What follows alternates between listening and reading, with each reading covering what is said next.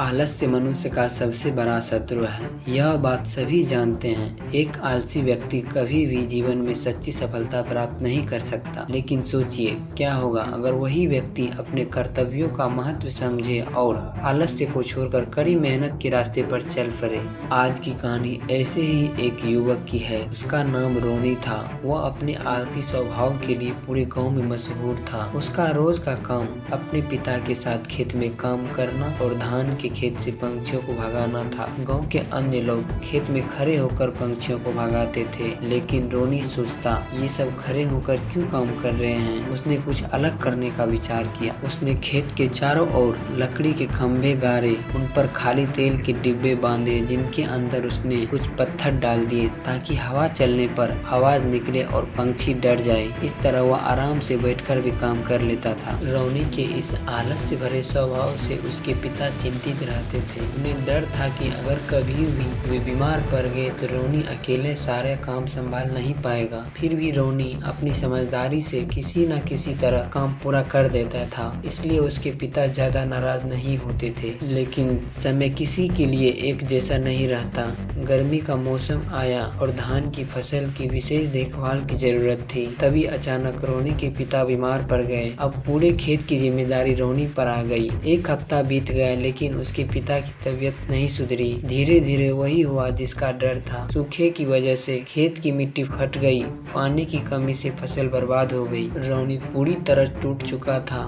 उसे समझ नहीं आ रहा था कि क्या करे। घर की जमा पूंजी खत्म हो रही थी और पिता की दवा का खर्च बढ़ता जा रहा था। जिस फसल पर उनका भविष्य टिका था वह अब मिट्टी में मिल चुकी थी। रात में आसमान के तारों को देखते हुए रोनी गहरे विचार में डूब गया। मैं तो गांव का लड़का हूँ, खेती का काम मेरे लिए कठिन नहीं होना चाहिए था, लेकिन मेरी आलस्य और मेहनत की कमी ने सब कुछ खत्म कर दिया। अगली सुबह गांव में हलचल मच गई। खबर आई कि राजा ने अपने सैनिकों के माध्यम से एक प्रतियोगिता की घोषणा की है। राजकुमार के जन्मदिन के अवसर पर यह प्रतियोगिता होगी और विजेता को सोने का बक्सा दिया जाएगा।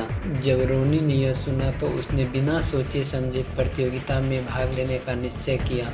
गांव के लोग हंस पड़े। यह आलसी लड़का क्या कर लेगा। उसके माता पिता को भी भरोसा नहीं था कि वह जीत पाएगा, लेकिन उन्होंने उसे अनुमति दे दी। उन्हें उम्मीद थी कि शायद यह प्रतियोगिता उसके जीवन को बदल देगी और उसे जिम्मेदार बनाएगी। 3 दिन बाद प्रतियोगिता शुरू हुई। सभी प्रतिभागी गांव के पास एक झील के किनारे इकट्ठे हुए। रोनी ने देखा कि बाकी सभी उससे ज्यादा ताकतवर और प्रशिक्षित हैं। वह थोड़ा चिंतित हुआ, लेकिन हिम्मत नहीं हारी। उसने अपने परिवार की हालत याद की और दृढ़ निश्चय किया कि कुछ भी हो जाए मुझे यह प्रतियोगिता जीतनी है।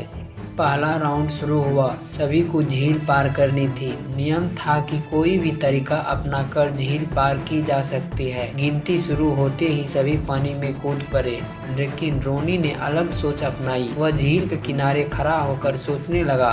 फिर पास के जंगल में गया और एक लकड़ी का टुकड़ा लाया। उसने उसे छोटी नाव का आकार दिया, एक बड़ी छड़ी को चप्पू की तरह इस्तेमाल किया और धीरे धीरे झील पार करने लगा। वह बोला, प्रतियोगिता झील पार करने की है, तैरने की नहीं। धीरे धीरे उसने बाकी प्रतियोगियों को पीछे छोड़ दिया क्योंकि वे थक चुके थे। अंत में वह तीसरे स्थान पर पहुंचा और अगले राउंड में चयनित हुआ। अगले दिन फाइनल राउंड शुरू हुआ। तीनों प्रतिभागियों को एक बड़े मैदान में लकड़ी के ब्लॉक को 1 किलोमीटर तक धकेलना था। सभी को कुछ औजार दिए गए थे, लेकिन वे केवल एक का उपयोग कर सकते थे। गिनती शुरू हुई। बाकी प्रतिभागियों ने रस्सी और लीवर जैसे औजार चुन लिए, लेकिन रोनी शांत बैठा सोचने लगा। फिर उसने एक ऐसा औजार चुना जिसे देखकर सब हैरान रह गए, एक चाकू। सब सोचने लगे चाकू से लकड़ी का ब्लॉक कैसे धकेला जाएगा, लेकिन रोनी ने अपनी बुद्धिमत्ता दिखा दी। उसने चाकू से ब्लॉक को काटना शुरू किया और उसे गोल आकार में बदल दिया। अब गोले ब्लॉक को धकेलना आसान था। उसने अपनी पूरी ताकत लगाई और सबसे पहले फिनिश लाइन पर पहुंच गया। गांव के लोग हैरान रह गए। उन्होंने रोनी की आत्मविश्वास और मेहनत को सलाम किया। एक ऐसा व्यक्ति जिसे कभी आलसी कहा जाता था, अब अपनी बुद्धिमानी और परिश्रम से विजेता बन चुका था। सच तो यह है, अधिकतर आलसी लोग बुद्धिमान होते हैं, लेकिन उनकी सबसे बड़ी समस्या यह है कि वे आलस्य के कारण अपनी असली क्षमता का उपयोग नहीं कर पाते हैं। इस कहानी से हमें यह सीखने को मिलता है कि जब किसी आलसी व्यक्ति के जीवन में एक बड़ा लक्ष्य आता है तो वह अपनी भीतरी शक्ति और बुद्धि को पहचानता है। अगर आपको भी कभी आलस्य महसूस हो तो एक बड़ा लक्ष्य निर्धारित करें, अपने माता पिता के परिश्रम का सम्मान करें और जीवन में ऐसी चीज खोजें जो आपको हर सुबह उठने और मेहनत करने की प्रेरणा दे। अगर यह कहानी आपको अच्छी लगी हो तो इसे दूसरों के साथ जरूर साझा करें और अगली कहानी के लिए हमारे साथ जुड़े रहें।